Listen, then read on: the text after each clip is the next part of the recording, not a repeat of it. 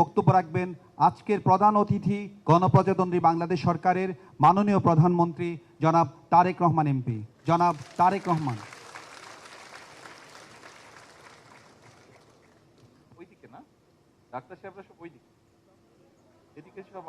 এদিকে সব আমাদের লোকজন দেখতে।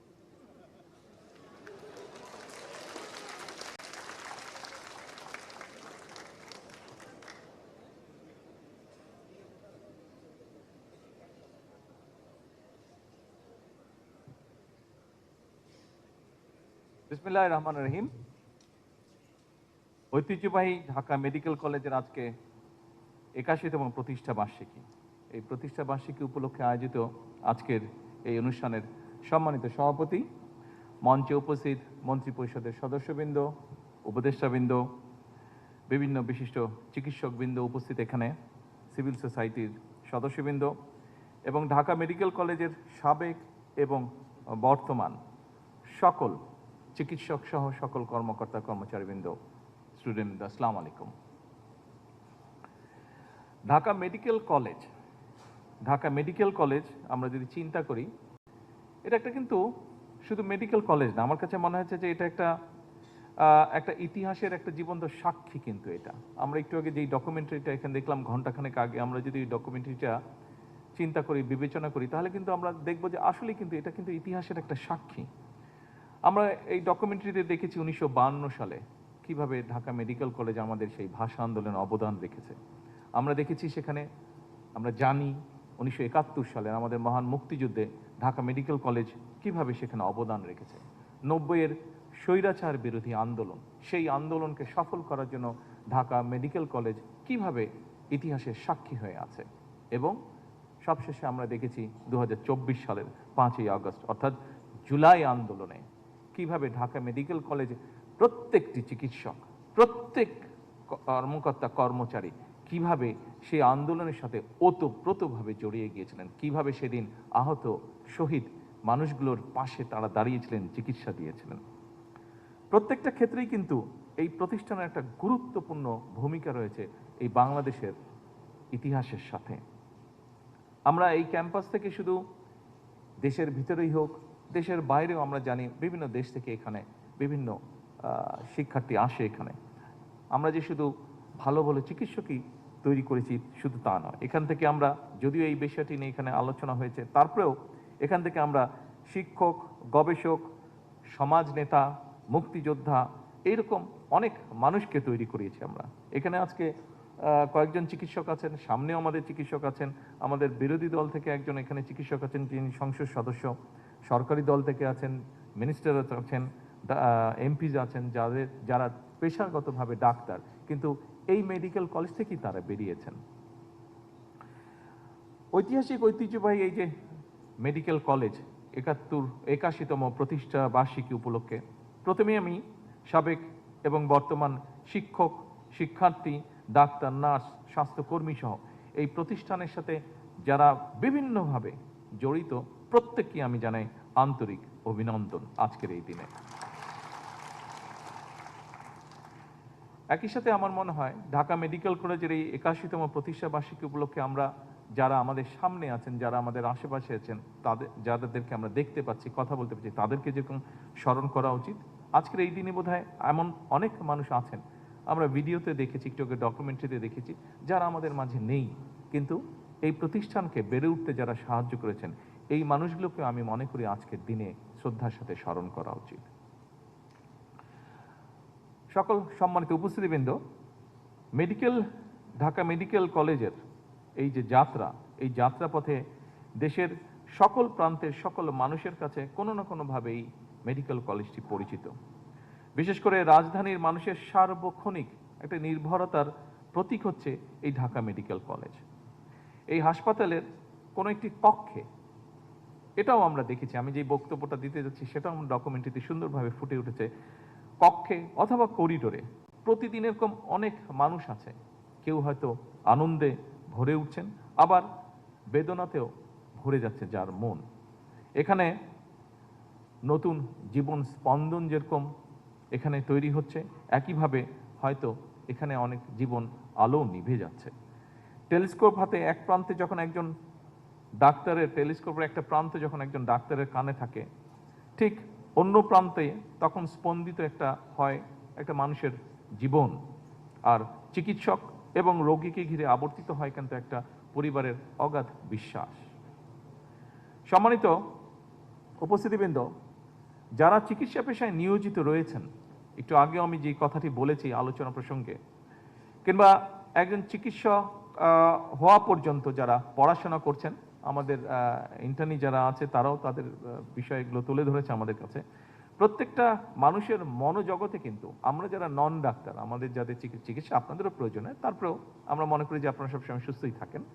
আমরা যারা নন ডাক্তার, আমাদের চিন্তা ভাবনায় কিন্তু আপনারা এমন একজন মানুষ হিসাবে আমরা আপনাদেরকে চিন্তা করি, যার কাছে কিন্তু আমরা একটা ভরসা পাই, যার কাছে আমরা ভরসা পাই একটা পরম বন্ধু হিসাবে। বিশেষ করে মানুষ কখন যায় আপনাদের কাছে? মানুষ আপনাদের কাছে যায় কিন্তু বিপদে পড়লেই। এবং একজন মানুষ বিপদে পড়ে যখন আরেকজন মানুষের কাছে যায়, তখন কিন্তু সে সেই মানুষটাকে তার ভরসার আশ্রয়স্থল মনে করে বলেই কিন্তু তার কাছে যায়। সেরকম একটি পরিস্থিতিতে মানুষ আপনাদের কাছে যায়। চিকিৎসকগণই কিন্তু রোগে শোকে কাতর মানুষের পরম বন্ধু হয়ে ওঠেন। এবং এই কথাটি আমি আমার জীবনেও এটি উপলব্ধি করেছি। এই দেশেরই প্রখ্যাত কয়েকজন চিকিৎসক আমার মাকে অনেকগুলো বছর ধরে চিকিৎসা দিয়েছেন। প্রত্যেক মুহূর্তে ওনারা তাকে টেক কেয়ার করেছেন।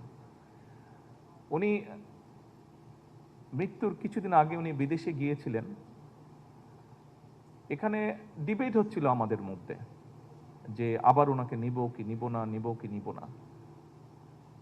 আমি ব্যক্তিগতভাবে যেটা বলেও ছিলাম বিভিন্ন মানুষকে, যে আপনারা ওনাকে নিতে চাচ্ছেন, কিন্তু এখানে যেই চিকিৎসকগণ ওনাকে যেই সেবাটা দিচ্ছে 24টা ঘন্টার প্রতিটি মুহূর্ত, আমি দেখেছি বিদেশে, হ্যাঁ বিদেশে গেলে হয়তো টেকনিক্যাল সাপোর্টটা ভালো পাওয়া যাবে, ভালো ইকুইপমেন্ট হয়তো আছে, আরও হয়তো অ্যাডভান্স ইকুইপমেন্ট আছে, ওষুধপত্রের ব্যাপারে খুব হয়তো ডিফারেন্স থাকবে না, হয়তো হার্ডলি ডিফারেন্স থাকবে, কিন্তু এই যে হিউম্যান টেক কেয়ার যেটা, আমি মনে করি না এটা বিদেশে গেলে পাওয়া যেত কোনোভাবেই। যেই সেবাটা ওনার জীবনের শেষ দিন, আমি বলবো শেষ মুহূর্ত পর্যন্ত, শেষ মুহূর্তে আমার আল্লাহ তৌফিক দিয়েছিলেন, আমি সেখানে থাকতে পেরেছিলাম। আমি দেখেছি সেই মানুষগুলো কিভাবে ওনাকে সেবা দিয়েছেন, কিভাবে শুশ্রূষা করেছেন ওনার। এইটা বোধহয় যতই ভালো হসপিটাল হোক পৃথিবীর, যতই অর্থ দিয়ে হোক, এইটা পাওয়া যেত না। সেজন্য ব্যক্তিগতভাবে আমি সেই মানুষগুলোর কাছে অত্যন্ত কৃতজ্ঞ।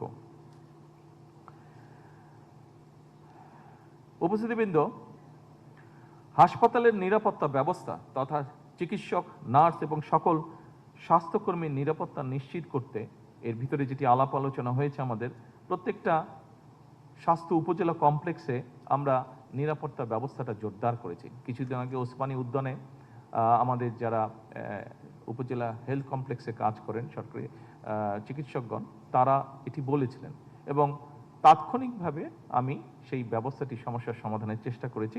ব্যাপারটি ধীরে ধীরে আমরা সিচুয়েশনটি নিশ্চয়ই উন্নত করতে সক্ষম হয়েছি। এর বাইরে আমরা হাসপাতালগুলোতে এই সিকিউরিটির জন্য 10 জন করে আনসার সদস্য মোতায়েনের যেমন আমরা সিদ্ধান্ত নিয়েছি, এর বাইরেও রোগীদের চিকিৎসা সেবা নিশ্চিত করতে আমরা আরও 5000 MBBS চিকিৎসক নিয়োগের কার্যক্রম আমরা শুরু করেছি। পাশাপাশি শুধু তো ডাক্তার বা চিকিৎসক অ্যাপয়েন্ট করলেই হবে না, এর পাশাপাশি ওনাদের হ্যান্ডসগুলোও লাগবে। ফলে আমরা নার্স, মেডিকেল টেকনোলজিস্ট যেটি আমরা আলাপ করেছি, ফার্মাসিস্ট, মিডওয়াইফ এবং অন্যান্য স্বাস্থ্য পেশাজীবী যেগুলো আছে, বিদ্যমান আছে, সেগুলো শূন্য পদও দ্রুত তার সাথে যাতে এই শূন্য পদগুলো পূরণ করা যায় সেটির প্রক্রিয়ার কাজও আমরা শুরু করেছি। আমরা একই সঙ্গে সরকারি পর্যায়ে আরও 25,000 মিডওয়াইফ নিয়োগের পরিকল্পনা নিয়েছি, যাতে করে দেশের প্রতিটি ইউনিয়ন, উপজেলা এবং হাসপাতাল পর্যায়ে নিরাপদ মাতৃত্ব এবং দক্ষ প্রসব সেবা এবং নবজাতকের মানসম্মত পরিচর্যা নিশ্চিত এবং নিরাপদ করা যায়। সম্মানিত উপস্থিতিবৃন্দ, prevention is better than cure, এটা আমরা প্রত্যেকে জানি। এটার জন্য আপনারা যারা ডাক্তার আছেন তারা আপনারা অবশ্যই ভালো করে জানেন। সরকার এই নীতিতে সবার কাছে আমরা স্বাস্থ্য এবং চিকিৎসা সেবা এই নীতির ভিত্তিতে আমরা জনগণের দৌড় গোড়ায় পৌঁছে দিতে চাই। এখানে আমরা দেখেছি একটু আগে একজন ডাক্তার বলেছেন ওনার বক্তব্যে যে 2 দিনে 800 রোগীকে আপনাদের টেক কেয়ার করতে হয়েছে, যেটা একজন ডাক্তারের জন্য আসলেই এটা একটা অমানবিক অবস্থা হয়ে ওঠে অনেক সময়। এবং সেজন্যই আমরা চিন্তা করেছি এই চিন্তাটা করা থেকেই, এবং ডক্টর জুবাইদা উনি ইম্পেরিয়াল থেকে যেই এমএসটা করেছিলেন সেটা ওনার ছিল প্রিভেনশনের উপরে। তা আমি দেখতাম উনি যখন পড়তেন দেখতাম আমি বিষয়গুলো, এবং তখন থেকে আমার মাথায় ঢুকেছিল ব্যাপারটা যে কখনো যদি সুযোগ হয় আমরা এই দিকটাতে আমরা এই নজর দিব, এই দিকটাকে আমরা অ্যাড্রেস করব। এবং আপনারা অনেকেই আপনাদের ইউরোপে বিভিন্ন জায়গায় বিভিন্ন দেশে আপনাদের নিশ্চয়ই কাজ করার অভিজ্ঞতা হয়েছে। এর মধ্যে ইউরোপে কিন্তু এখন ওরা দেখেছে, হিসাব নিকাশ সব কিছু করে দেখেছে যে একজন রুগীকে চিকিৎসা দেওয়ার জন্য রাষ্ট্রের যেই খরচ হয় তার থেকে যদি প্রিভেনশনের ব্যাপারটায় জোর দেওয়া যায়, অর্থাৎ আমরা যদি এমন একজন ব্যক্তিকে ট্রেনিং দিয়ে রেডি করতে পারি যে ঘরে ঘরে গিয়ে মানুষকে অ্যাওয়্যার করবে যে কি কি কাজ থেকে বিরত, কি কি খাওয়া, লাইফস্টাইল কেমন হলে বিভিন্ন অসুখ বিসুখ থেকে দূরে থাকা যাবে, তাতে দেখা গিয়েছে যে রাষ্ট্রের খরচ অনেক কমে আসে। এবং তারপরেও যারা অসুস্থ হয়, যেহেতু হাসপাতালে যদি কম সংখ্যক মানুষ অসুস্থ হয় তাহলে খুব স্বাভাবিকভাবে এই যে মেডিকেল কলেজে যেটা ঘটেছে, প্রথম দিন 400, পরের দিন 300, এরকম প্রায় 700-800-র মতন রোগী প্রতিদিন, এরকম প্রেশারটা, এটাও কিন্তু স্বাভাবিকভাবে তখন কমে আসবে যদি দেশে সামগ্রিকভাবে কম সংখ্যক মানুষ অসুস্থ হয়। এবং মেডিকেল কলেজে আসার আগ পর্যন্ত যদি এই মানুষগুলোকে প্রাইমারি চিকিৎসা দিয়ে মোটামুটিভাবে সুস্থ করে ফেলা যায়, সেজন্যই আমরা হেলথ কেয়ারার নিয়োগের পরিকল্পনা গ্রহণ করেছি। যে এই হেলথ কেয়ারার যারা হবেন তারা যাবেন আমাদের দেশে মোটামুটিভাবে কয়েকটি অসুখ বিসুখ, যেমন কার্ডিয়াকের ব্যাপার, কিডনির ব্যাপার, অসুখ, আপনার ডায়াবেটিকের বিষয়, অর্থাৎ এইগুলো কি কি লাইফস্টাইলটা কেমন হলে কি কি খাদ্যদ্রব্য পরিহার করলে কি কি খেলে এইগুলো থেকে রক্ষা পাওয়া যাবে, আমরা এই হেলথ কেয়ারার যারা আছে তাদেরকে আমরা এই বেসিক ট্রেনিংগুলো আমরা দিব। তারা গিয়ে ঘরে ঘরে গিয়ে নারীদেরকে যদি সচেতন করে, আমরা আশা করি আমরা আজকেও যদি কাজটা শুরু করি, এটার আগামী 10 বছরের মধ্যে ইনশাল্লাহ এটার একটা এফেক্ট আমরা, ভালো এফেক্ট আমরা পাবো। এবং সেক্ষেত্রে আমাদের ডাক্তারদের উপর একসময় গিয়ে চাপ কমে আসবে, একসময় গিয়ে স্টেটের, রাষ্ট্রের খরচ, চিকিৎসা ক্ষেত্রে খরচ, সব কিছুর উপরে আমাদের চাপটা কমে আসবে। যারা অসুস্থ হবেন, আমি ব্যক্তিগতভাবে আশা করি আমরা যদি মোটামুটিভাবে ইনশাল্লাহ এটাতে সাকসেসফুল হতে পারি, তাহলে তারপরেও যারা অসুস্থ হবেন তাদেরকে আমরা অনেক বেটার ট্রিটমেন্ট আমরা তাদেরকে দিতে সক্ষম হব। সম্মানিত উপস্থিতিবৃন্দ, আমি বেশ লম্বা হয়ে যাওয়ার আজকে অনেকক্ষণ ধরে আমাদের আলোচনা চলছে, আমি ভেবেছিলাম যে অনুষ্ঠানে সংক্ষিপ্তভাবে হয়তো কয়েকটা কথা বলবো, তবে এতগুলো কথা হওয়ার পরে স্বাভাবিকভাবে নিজের মধ্যেও কথা হয়েছে। আর জানেন তো, ডাক্তারের স্বামী বা ডাক্তারের স্ত্রী যেই হই না কেন, আমি যেহেতু একজন ডাক্তারের স্বামী, বলে যে তারাও হাফ ডাক্তার হয়ে যায়, এরকম একটা কথা প্রচলিত আছে। তো সেই হিসাবে কিছু কথা বলার লোভ আমি সংগ্রহণ করতে পারছি না আপনাদের সামনে। সেটা কি? সেটা হচ্ছে যে বর্তমানে যারা চিকিৎসক হিসেবে দায়িত্ব পালন করছেন এবং যারা আসন্ন দিনে চিকিৎসক হিসেবে দায়িত্ব পালনের পথে রয়েছেন, দেশের স্বাস্থ্য এবং চিকিৎসা ব্যবস্থা নিয়ে বর্তমান সরকারের গৃহীত কতগুলো বিষয় আপনাদের সামনে মনে হয় আর একটু যদি স্পষ্ট করে তুলতে পারি। এর মধ্যেই আপনারা জেনেছেন যে শিক্ষা খাতে পর এইবার সরকার, এই যে মাত্র কয়েকদিন আগে আমাদের বাজেটটা গেল, সরকার সবচেয়ে বেশি চিকিৎসা খাতেই বাজেটটি রেখেছে। এবছর জাতীয় বাজেটে স্বাস্থ্য খাতের বাজেট বরাদ্দের পরিমাণ প্রায় 70,000 কোটি টাকার কাছাকাছি। 70,000, এইটা টোটাল যে জিডিপি, সেই জিডিপির 1.2% টোটাল, যেটা মোটামুটিভাবে এখন পর্যন্ত সেটাই। আমাদের যেটা পরিকল্পনা হচ্ছে, এই যে আপনাদের সামনে বললাম, আপনারা এর মধ্যে কথা প্রসঙ্গে অনেকগুলোই জেনেছেন, যেমন আমি বললাম যে আমরা হেলথ কেয়ার অ্যাপয়েন্ট করবো, যেই হেলথ কেয়ারে প্রায় 1 লক্ষ হেলথ কেয়ার অ্যাপয়েন্ট হবে। এই হেলথ কেয়ারে শতকরা 80% আমরা চাইছি নারীদেরকে অ্যাপয়েন্ট করতে। এর বাইরেও ধরেন হাসপাতালগুলো আমরা বেটার সার্ভিস করব, যেটা একটু আগে মন্ত্রী সাহেব বললেন আপনাদের বিভিন্ন আলোচনার পরিপ্রেক্ষিতে। আমরা সেই জন্যই পরিকল্পনা যেটা আমাদের আছে, আমরা যদি পরিকল্পনা মতন সব কিছু মোটামুটিভাবে ইনশাল্লাহ আল্লাহর রহমতে যদি আমরা ঠিকঠাক মতন এগোতে পারি, সবগুলো জিনিস যদি ঠিকঠাক রাখতে পারি, আমরা নেক্সট 5 ইয়ার্সের মধ্যে আমরা এটা জিডিপি টোটাল বাজেটের আমরা হেলথ খাতে বরাদ্দ 5% নিয়ে যেটা আমাদের পরিকল্পনা আছে। শুধু বাজেট, এই বছর যে বাজেট আমরা বেশি রেখেছি শুধু তাই নয়, বাজেট বৃদ্ধির সাথে সাথে বাজেট যেরকম বাড়িয়েছি, একই সাথে সরকার এটার সাথে সাথে সরকার বিভিন্ন চিকিৎসা সামগ্রী কয়েকটি ক্ষেত্রে বেশ ব্যয় কমানোর চেষ্টা করেছে, বিভিন্নভাবে ট্যাক্স, ডিউটি, ভ্যাট এগুলা বিভিন্নভাবে কমিয়ে নিয়ে এসে, উঠিয়ে নিয়ে এসে, যেমন ডায়ালিসিস ফিল্টার, এটার খরচ অর্ধেক, প্রায় 800 থেকে 1000 টাকার মধ্যে কমে এসেছে। তারপরে ধরেন হার্টের স্টেন্ট, যেই স্টেন্ট আগে 1,20,000 টাকা খরচ হচ্ছে। ওই দিন বিটু আমাকে বলছিল যে তার এক রুগী বিল দিতে গিয়ে দেখে যে সেই রুগী এক্সপেক্ট করছিল যে 1 লাখ টাকার মতন বিল হবে, সেখানে বোধহয় কত 60,000 না 50,000 টাকার মতন, তার অলমোস্ট হাফের মতন 50% রিডিউস হয়ে গিয়েছে, যেহেতু গভর্নমেন্ট সেই আগে যে ট্যাক্স ভ্যাট ছিল সেগুলো রিডিউস করার ফলে। হার্টের ভালভ একই অবস্থা, পেসমেকার, অক্সিজেনেটর, তারপরে পেরিফেরাল ভাস্কুলার স্টেন্ট, তারপরে রেডিও ফ্রিকোয়েন্সি অ্যাবুলেশন ফাইবার, চোখের লেন্স যেটা ব্যবহার করা হয় পাওয়ারের জন্য, সেটার উপরে ট্যাক্স কমিয়ে ফেলা হয়েছে। ক্যান্সার চিকিৎসায় যেসব কাঁচামাল মানে ওষুধ তৈরি করতে যেগুলো, সেই সবের উপরে ট্যাক্স কমিয়ে ফেলা হয়েছে। ক্যান্সারের ওষুধ তৈরি করেন এবং এরকম একজন ম্যানুফ্যাকচারার আমাকে বলছিলেন যেইটা ছিল 1 লক্ষের মতন দাম, যে ওষুধটা ছিল, ট্যাক্স টুক সব কমানোর ফলে, ওনাদেরকে ওই সাপোর্টটা দেওয়ার ফলে এটা প্রায় 20-25 হাজারের মধ্যে চলে আসবে প্রাইসটা, ওষুধের প্রাইসটা। ফলে অনেক অনেক মানুষ যারা আমাদের দেশে আমরা জানি মানে পকেট থেকে অধিকাংশ নিজের পকেট থেকেই ব্যয় করতে হয় চিকিৎসার খরচটা। আমরা আশা করছি ইনশাল্লাহ এই আগামী দিনগুলোতে আমাদের যারা অসুস্থ হবেন দেশের মানুষ, এই যেই ইকুইপমেন্টগুলোর কথা বললাম, যেই জিনিসগুলোর কথা বললাম, এইগুলো যাদের প্রয়োজন হবে, গত 1 মাস 2 মাস আগেও যেই খরচটা লাগতো, এই আগামী 1 মাস পর থেকে, আজকে থেকে শুরু হয়ে গেছে, আগামী দিনগুলোতে এই খরচটা অনেক কমে যাবে। ফলে অনেক ফ্যামিলি, অনেক মানুষের অনেকটা রিলিফ হবে। উদ্দেশ্য, লক্ষ্য তো আমাদের এটাই সকলের, মানুষকে রিলিফ দেওয়া, মানুষকে সহযোগিতা করা। আরেকটি বিষয় উল্লেখ করতে চাই, যেটি মোটামুটিভাবে আলাপ হচ্ছে, তারপরেও এখানে বক্তব্যের মধ্যে আমি বলতে চাই যে এই মুহূর্তে খুব সম্ভবত সারা বাংলাদেশে প্রায় 600-র মতন উপজেলা আছে, এবং এই 600 উপজেলার মধ্যে মাত্র 5টি উপজেলা আছে যেখানে 100 শয্যার হসপিটাল আছে। আমাদের দেশে প্রায় 70% বেশি মানুষ কিন্তু গ্রাম অঞ্চলগুলোতে বাস করে। 25 থেকে 30% মানুষ শহরাঞ্চল, অধিকাংশ মানুষ 70%-এর বেশি মানুষ গ্রাম অঞ্চলগুলোতে বাস করে, যে উপজেলা পর্যায়ে হোক, গ্রাম পর্যায়ে হোক, বাস করে। এই মুহূর্তে উপজেলা পর্যায়ে যে 51 বেডের যে হসপিটাল, আমি জানি না এখানে বিশেষ করে ইয়াং যারা ডাক্তার আছে বা শিক্ষার্থী আছে, আপনাদের এটা ধারণা আছে কিনা, যারা একটু সিনিয়র তাদের আপনাদের কম বেশি ধারণা আছে। এই 51 বেডের যে হসপিটাল উপজেলা পর্যায়ে, এই 51-র 31 শয্যা কিন্তু করেছিলেন শহীদ রাষ্ট্রপতি জিয়াউর রহমান। বাকি যে 20 শয্যা, বাকি যে 51-র 31 শয্যা করেছিলেন শহীদ রাষ্ট্রপতি জিয়াউর রহমান, বাকি যে 20 শয্যা সেটা করেছিলেন দেশনেত্রী খালেদা জিয়া।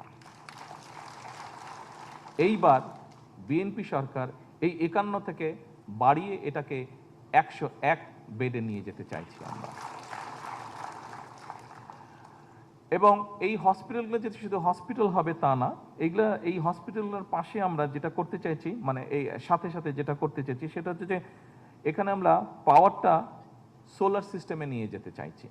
এমনি তো নর্মাল গ্রিড থেকে, যেটা ন্যাশনাল গ্রিড থেকে সাপ্লাই থাকে সেটা থাকবে, কিন্তু যেটা যে কোনো একটা ব্যাকআপ থাকবে, অর্থাৎ সোলার সিস্টেমে এই জন্য নিয়ে যেতে চাইছি। দেখা যাচ্ছে অনেক সময় বিশেষ করে জেলা উপজেলা পর্যায়ে যেটা দেখা যায় যে অপারেশন চলছে, ঠাস করে কারেন্টটা চলে গেল মধ্যখান দিয়ে, হুট করে কারেন্টটা চলে গেল।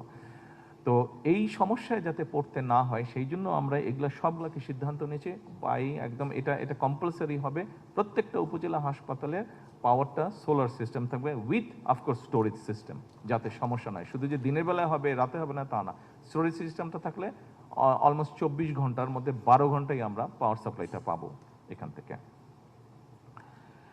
সম্মানিত উপস্থিতবৃন্দ, আজকের শিশুরাই কিন্তু আগামী দিনের বাংলাদেশ, ভবিষ্যৎ বলি না, আমি বলি আগামীর বাংলাদেশেরা। শিশু স্বাস্থ্য রক্ষার জন্য কিন্তু আমাদের সরকার গুরুত্ব আরোপ করছি আমরা। বেশ কিছু বিল্ডিং তৈরি হয়েছিল বরিশালে, রাজশাহীতে 200 শয্যা বিশিষ্ট হাসপাতাল, শিশু হাসপাতাল তৈরি হয়েছিল। এর বাইরেও তৈরি হয়েছিল মোট 5টি শিশু হাসপাতাল, সারা বাংলাদেশে 5টা শিশু হাসপাতাল। এগুলো বিল্ডিংগুলা তৈরি হয়েছিল, বহু বছর যাবৎ পড়ে আছে বিল্ডিংগুলা। আমরা এইগুলাকে দ্রুত চালু করার ব্যবস্থা করছি আমরা, এগুলা যাতে বাচ্চারা সাপোর্টগুলা পায়। এগুলা বরিশালে আছে, রাজশাহীতে আছে, এগুলা রংপুরে আছে, এগুলা এরকম 5টা হাসপাতাল সারা দেশে, প্রত্যেকটা বোধহয় 200 না প্রত্যেকটা 200 করে, মানে 1000 বেড টোটাল। সবগুলো চালু হলে ইনশাল্লাহ 1000 বাচ্চাদের জন্য 1000 বেডের হসপিটাল আমরা সারা দেশে চালু করতে সক্ষম হব। আগামী কতদিনে চালু হতে পারে? সেপ্টেম্বর মাসে আমরা টার্গেট করছি ইনশাল্লাহ সেপ্টেম্বর মাসের মধ্যে এগুলো চালু করব। এটাতে যেটা হবে, স্পেশালাইজড কোনো চিকিৎসার জন্য এই বাচ্চা বা এই ফ্যামিলিগুলোকে ঢাকায় দৌড় দিতে হবে না, মোটামুটিভাবে জেলা পর্যায় পর্যন্ত মানুষগুলো চিকিৎসার সুবিধা পাবে। যদিও এটা এডুকেট না, অত্যন্ত সীমিত আমাদের পপুলেশন, তারপরে অন্তত এগুলো আমরা চালু করে আস্তে আস্তে আমরা ইনশাল্লাহ এগুলোকে সামনে নিয়ে যাব। এবার আমি একটু, আপনারা এখানে সকলেই মেডিকেলের সাথে সম্পর্কিত, মেডিকেলের শিক্ষক, মেডিকেলের স্টুডেন্ট আপনারা, আমি আপনাদের একটা সাবজেক্টে, আমরা তো হাসপাতালের ফ্যাসিলিটি, ডাক্তারদের বেতন ভাতা দিয়ে বিভিন্ন বিষয় আমরা আলাপ করলাম, একটা বিষয় মনে হয় বোধহয় আমরা এড়িয়ে গিয়েছি। এই বিষয়টি একটু আমি আপনাদের সামনে তুলে ধরতে চাই।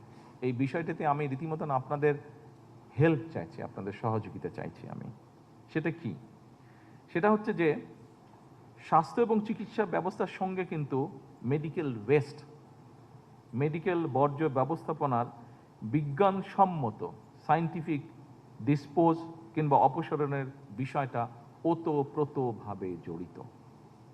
আমরা যদি এখন সবাই একটা ইন্সপেকশনে বেরোই ঢাকা মেডিকেল কলেজে, খুব সম্ভবত ঢাকা মেডিকেল কলেজের প্রিন্সিপাল সাহেব এখানে আছেন, তারপরেও যদি বের হই আমরা ঢাকা মেডিকেল কলেজটাকে যদি রাউন্ড দিই, সবগুলা করিডোর যদি ঘুরি, আমার মনে হয় এই ব্যাপারে সবাই আমরা একটু লজ্জাই পাবো খুব সম্ভবত। এখানে আমার মনে হয় শুধু যে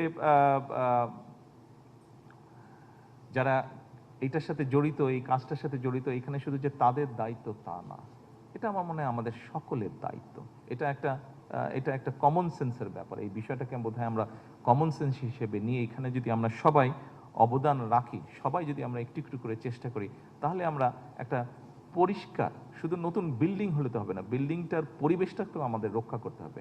এবং পরিবেশটা যদি আমরা মনে করি শুধু যাদের দায়িত্ব ক্লিনিংয়ের তারাই করবে এটা, তাহলে আপনি শুধু নিজের ঘরটা নিয়ে, বাসাটা নিয়ে, আপনি ঘরটা, বাড়িটা নিয়ে যদি চিন্তা করুন, ধরেন আপনার বাড়িতে আপনারা 5-6 জন মানুষ থাকেন, আপনার ফ্যামিলি মেম্বার সবাই 5-6 জন মানুষ থাকেন, আপনার একার দায়িত্ব হচ্ছে, আমরা একটা মানে আমরা চিন্তা করি বিষয়টা কিভাবে, আপনার একার দায়িত্ব হচ্ছে যে আপনি পুরো বাড়িটা, প্রত্যেকটা রুম বাথরুম সব পরিষ্কার করবেন, আর সবার দায়িত্ব হচ্ছে যে ময়লা করা। জাস্ট এইভাবে আপনি বিষয়টা চিন্তা করুন। সবার একমাত্র দায়িত্ব হচ্ছে প্রত্যেকটা ঘর বাথরুম তারা ময়লা করবে, অগুছালো করবে, আর আপনার দায়িত্ব হচ্ছে আপনি পরিষ্কার করবেন। বলেন তো আপনার কেমন লাগবে? আর ইজ ইট পসিবল হিউম্যানলি 5-7 জন মানুষ মিলে ময়লা করবে, একজন মানুষ মিলে সারাদিন শুধু পরিষ্কার করবে? এটা সম্ভব? তো ঠিক হসপিটালের বিষয়টা এরকম। এখানে ডাক্তার বলুন, নার্স বলুন, আপনারা যারা শিক্ষার্থী আছেন তারা বলুন, আমার মনে হয় এই বিষয়টা সবাই যদি আমরা সচেতন হই, এই বিষয়টা বোধহয় আমরা পরিবর্তন করতে সক্ষম হব। কিছুদিন আগে নিশ্চয়ই আপনাদের মনে আছে, এই যে ফুটবল কাপে, এই যে ওয়ার্ল্ড কাপে ফুটবলে জাপানের সাথে যাদের খেলা ছিল, খেলা শেষ হয়ে যাবে, জাপানের কারা জানি ছিল না, জাপানের কারা ছিল জানি, সরি, ব্রাজিল, জাপান আর ব্রাজিল ছিল। তো স্বাভাবিকভাবে স্টেডিয়াম 2 ভাগ হয়ে বসছে, জাপানের দর্শক সাপোর্টাররা একদিকে বসছে, ব্রাজিলের একদিকে বসছে। খেলা শেষ হয়ে যাওয়ার পরে যে জিনিসটা কেউ করেনি, জাপানিজরা সেই জিনিসটা করেছে। কি হয়েছে, তারা যেখানে ছিল, তারা স্বাভাবিক এতক্ষণ ধরে খেলা দেখছে, খাওয়া দাওয়া সব কিছু হচ্ছে, জাপানিজ দর্শকরা যাবার সময় প্রত্যেকে বিন ব্যাগ করে, গ্রুপে গ্রুপে বিন ব্যাগ করে সব ময়লাটা সাথে করে গুছিয়ে তারা নিয়ে চলে গিয়েছে। এই ঘটনাটি এইবার আপনারা হয়তো দেখেছেন, কিন্তু এই ঘটনা আমি আগেও দেখেছি, গতবারও আমি দেখেছি, বিভিন্ন জায়গায় দেখেছি, আমি নিজের চোখে দেখেছি একবার লন্ডনে, এটা নিজের চোখে দেখেছি। আমি একটা খেলা দেখতে গেছিলাম, সেখানে জাপানিজরা ছিল, আমেরিকান ফুটবল, জাপানিজ আর আমেরিকা খেলছিল ওখানে, সেখানে আমি দেখেছি ওটা খেলাটা জাপানিজরা সুন্দর পরিষ্কার করে। ওখানে তো জাপানিজ সরকার তো বলে দেয়নি তাদেরকে এই তোমাদেরকে এটা করতে হবে, ওখানে তো জাপানের পক্ষ থেকে কোনো সিটি কর্পোরেশনের কেউ ছিল না যে পরিষ্কার করতে হবে, তারা নিজেরাই করেছে। ওখানে তো কোনো তাদের মাথার উপর কোনো পুলিশ ছিল না, আইন ছিল না, কিছু ছিল না, নিজেদের সেন্স থেকে করেছে এটা। আমরা কেন পারবো না? আমাদের না পারার কি কারণ হতে পারে? 5টা কারণ কেউ বলতে পারবে না আমাদেরকে যে আমরা না পারার কি কারণ হতে পারে? ওদেরও 2টা হাত, আমাদেরও 2টা হাত, ওদেরও 2টা পা, আমাদেরও 2টা পা, ওরাও পচা গন্ধ পেলে নাক দিয়ে শুনে, আমরাও পচা গন্ধ পেলে নাক দিয়ে শুনে, ওরাও ময়লাটাকে ময়লা দেখছে, আমরাও ময়লাটাকে ময়লা দেখছে।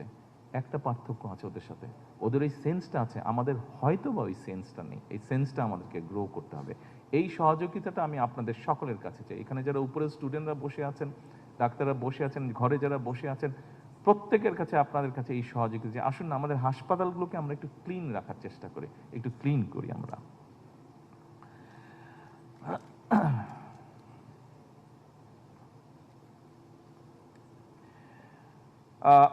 একটি গুরুত্বপূর্ণ বিষয় আমরা আলোচনা করেছি যে এখানে আধুনিক গবেষণা, উন্নত চিকিৎসা প্রযুক্তি, আন্তর্জাতিক মানের প্রশিক্ষণ, উদ্ভাবনী গবেষণার পরিবেশ গড়ে তোলার জন্য কতগুলো পদক্ষেপ প্রয়োজন। আপনারা শুনেছেন এখানে আমাদের উভয় মিনিস্টারই ওনারা বলেছেন, এখানে হেলথ অ্যাডভাইজার যে আছে ডক্টর জিয়া উনিও বলেছেন যে এ ব্যাপারে অলরেডি আমরা উদ্যোগ গ্রহণ করেছি। তবে স্বাভাবিক এই রিসার্চের বিষয়গুলো এগুলো একটা সময় সাপেক্ষ বিষয়, সময় লাগবে আমাদের, কিন্তু যেহেতু আমরা উদ্যোগ গ্রহণ করেছি আমি দৃঢ়ভাবে বিশ্বাস করি ইনশাল্লাহ আমরা আস্তে আস্তে ধীরে ধীরে এখানে ভালো রেজাল্ট পাবো, আমাদের প্রত্যাশিত রেজাল্ট আমরা পাবো।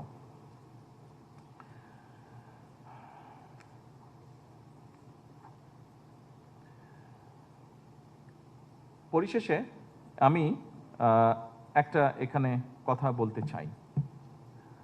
দেখুন,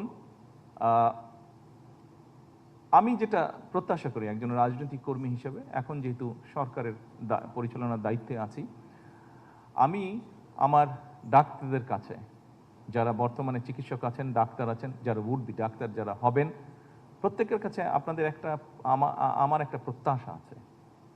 প্রতি বছর বাংলাদেশ থেকে ±5 বিলিয়ন ডলার চলে যাচ্ছে বিদেশে চিকিৎসার জন্য। আমাদের দেশের বহু মানুষ, লক্ষ লক্ষ মানুষ বিদেশে যাচ্ছেন চিকিৎসা করাতে।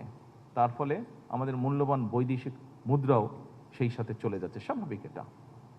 আপনাদের কাছে আমার প্রত্যাশা, আসুন না যারা বর্তমানে চিকিৎসক আছেন, যারা উঠবি চিকিৎসক, আপনাদের সকলের কাছে আমার একটি প্রত্যাশা যে আসুন না আমরা কেন পারবো না এই পরিস্থিতিটির পরিবর্তন করতে, কেন আমাদের ডাক্তারদের উপরে আমাদের দেশের মানুষের আস্থা এবং বিশ্বাস দৃঢ়তর করতে আমরা পারবো না।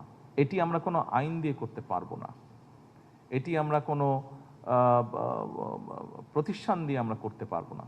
এটি একমাত্র সম্ভব হবে আপনাদের মানবিক অ্যাপ্রোচ এবং আপনাদের সঠিক সুষ্ঠু চিকিৎসা প্রদানের মাধ্যমে। সম্মানিত চিকিৎসকবৃন্দ, সকল উপস্থিতিবৃন্দ, বিশেষ করে যারা চিকিৎসার সাথে জড়িত আছেন, আজকের এই অনুষ্ঠানে 81তম প্রতিষ্ঠা বার্ষিকী উপলক্ষে শুধু ডিএমসি না, বাংলাদেশের প্রত্যেকটি হসপিটাল বা প্রত্যেকটি মেডিকেল কলেজের যারা চিকিৎসক আছেন, যারা শিক্ষার্থী আছেন, আপনাদের সকলের কাছে এই পরিবর্তনটির, অর্থাৎ দেশের মানুষ আমার দেশের চিকিৎসকদের উপরে সম্পূর্ণ আস্থা এবং বিশ্বাস রাখবে ইনশাল্লাহ ভবিষ্যতে, এই প্রত্যাশা রেখেই আমি আজকের এই প্রতিষ্ঠাবার্ষিকীতে আমার বক্তব্য শেষ করছি। সকলে ভালো থাকবেন, সুস্থ থাকবেন। আসসালামু আলাইকুম।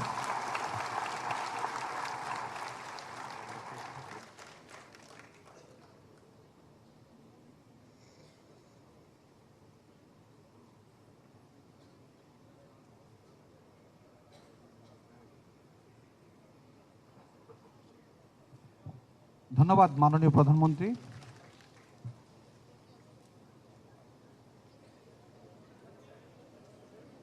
এর মধ্যে আমাদের উদ্বোধনী অনুষ্ঠানের সমাপ্তি। সম্মানিত